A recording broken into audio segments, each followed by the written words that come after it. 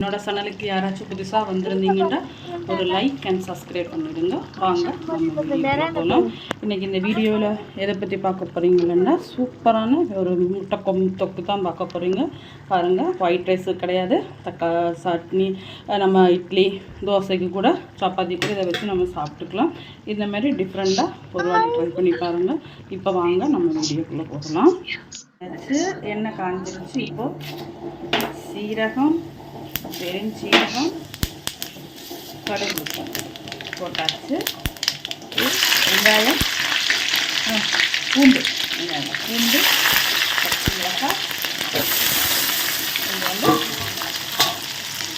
சின்ன வெங்காயம் நல்லா அடுத்தது கருவேப்பிலை,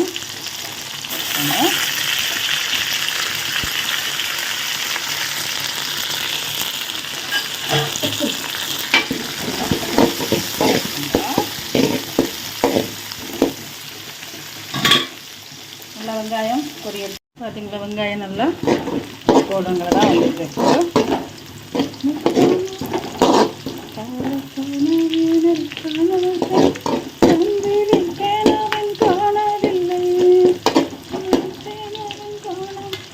இப்போ இந்த டைமில் வந்து நம்ம தக்காளி பழத்தை போடலாம்.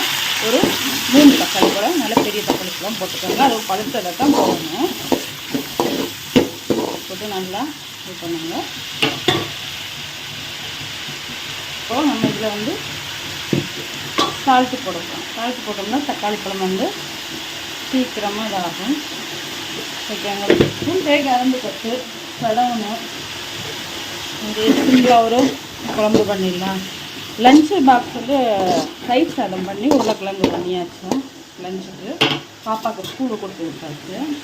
வீட்டில் வந்து அதை சாப்பிட மாட்டாங்க. அதனால சரி சிம்பிளாக ஒரு முட்டை குழம்பு வைக்கலாம் தான் மட்டும். உண்மையாகவே இந்த மாதிரி ஒரு வாட்டி பண்ணி பாருங்கள். இது ஒயிட் ரைஸ்க்கு மட்டும் இல்லை, நீங்கள் சப்பாத்தி தோசை கூட அவ்வளோ டேஸ்ட்டாக இருக்கும். பாருங்கள், இப்போ தக்காளி பழத்தையும் போட்டாச்சு. அந்த தக்காளி பழம் நல்லா இதுவாகட்டும். நம்ம ரொம்ப இலையை எடுத்துக்கணும். ரொம்ப போடுவோம். ரொம்ப போட்டால் இன்னும் கொஞ்சம் சூப்பரான வாசனை கிடைக்கும்.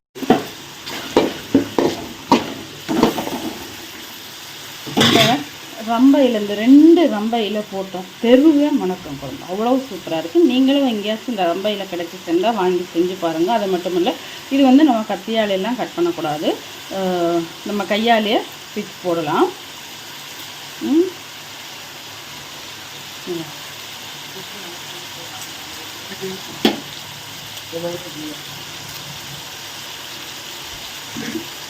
போட்டாலே போதும். அவ்வளோ இஞ்சி பூண்டு வாசனைலாம் எங்கள் உண்மையாக இது ஊர்லேருந்து கொண்டு வச்சுருக்கோம்மா.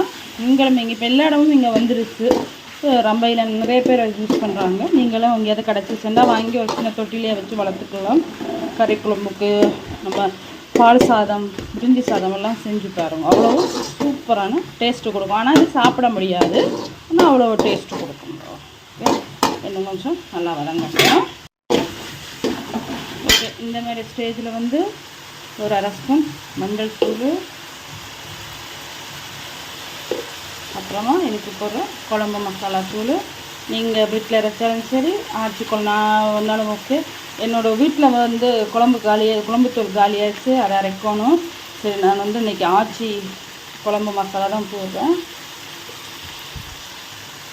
அடுத்தது பெப்பரும் வேணும். பெப்பர் வந்து நம்ம லாஸ்ட்டில் தான் போடணும், இப்போ போடக்கூடாது. அது இறக்கும்போது கொஞ்சம் பெப்பர் போட்டால் அந்த டேஸ்ட்டு நல்லாயிருக்கும். நம்ம இதில் முட்டையை அடித்து ஊற்றிட்டு அதுக்கு மேலே வந்து நம்ம போடணும்.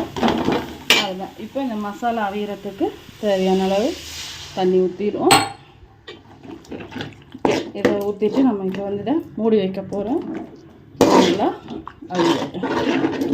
இன்னும் கொஞ்சம் தண்ணி ஊற்றிடலாம். உங்களுக்கு தேவையான அளவு தண்ணி நீங்கள் ஊற்றிக்கோங்க. என்ன கொஞ்சம் தண்ணி ஊற்ற போகிறேன். இப்போ ஓப்பன் பண்ணி காமிக்கிறேன்னு பாருங்க. நல்லா கொதிச்சிடுச்சு. முட்டை வாங்க போயிட்டுருந்தேன். சரிங்களா, நல்லா கொதிச்சுக்கலாம். எண்ணெய் நல்லா இதாகட்டும். இந்த டைமில் வந்து இதுக்கு உப்பு போதுமானு சொல்லி பாருங்கள், செக் பண்ணிடுங்க. நம்ம தக்காளி பழம் இது பண்ணும்போது தான் போட்டோன்னா உப்பு பார்த்துட்டு உப்பு பத்தாட்டிக்கு போடுங்க. உப்பு கொஞ்சம் பத்தாமல் இருந்துச்சு, உப்பு போட்டாச்சு. இப்போ இந்த மாதிரி இருக்கும்போது இதில் வந்து நம்ம முட்டையை ஒன்று அடித்து ஊற்றிடலாம். நம்ம டைரெக்டாக அடித்து ஊற்ற முடியாது. அந்த முட்டை எப்படி இருக்கும் தெரியல, அதனால ஒரு சின்ன கிண்ணத்தில் ஒரு முட்டையை அடித்து அதில் ஊற்றிட்டு நான் உங்களுக்கு காமிக்கிறேன். முட்டையை ஒரு கிண்ணத்தில் அடிச்சாச்சு. இப்போ இதை வந்து இப்படியே நம்ம குழம்புல அதே மாதிரி எல்லாத்தையும் போட்டுட்டு நான் காமிக்கிறேன். இப்போது எல்லா முட்டையும் வந்து இந்த மாதிரி அடித்து ஊற்றியாக்குறேன். அடித்து ஊற்றிட்டு என்ன பண்ணணும், இந்த முட்டை மஞ்சள் கருவுக்கு நேராக லைட்டாக பேப்பர் போடணும். கரண்டியெல்லாம் வச்சு கிளறிடாதீங்க. இந்த உப்பு காரம் பார்த்துட்டு தான் நம்ம வந்து இந்த முட்டையை அடித்து ஊற்றுறோம். இந்த மாதிரி லைட்டாக கொஞ்சோண்டு நீரால் போட்டுட்டு இதை வந்து மூடி காமிக்கிறோம் பாருங்கள். 5 நிமிஷம் ஆச்சு. எப்படி இருக்கு பாருங்கள். முட்டையெல்லாம் வெந்து சூப்பரான முட்டை குழம்பு வந்து ரெடி ஆகிடுச்சு பாருங்கள்.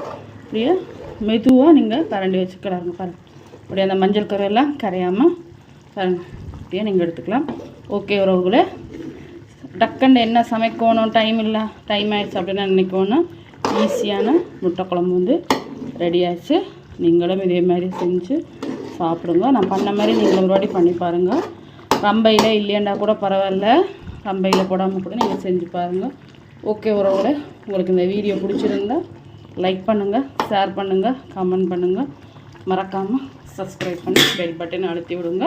அப்போ தான் நான் போடுற வீடியோஸ் எல்லாம் உங்களுக்கு கூட என்னோட விரும்புகிறவங்களே இதே போல் நீங்கள் உங்களுடைய அன்பையும் ஆதரையும் எனக்கு தந்து உதவிங்க. ரொம்ப நம்புகிறேன். ஓகே உறவுகளே, நன்றி. மீண்டும் இன்னொரு வீடியோவில் உங்களை சந்திக்கிறேன். நன்றி, வணக்கம்.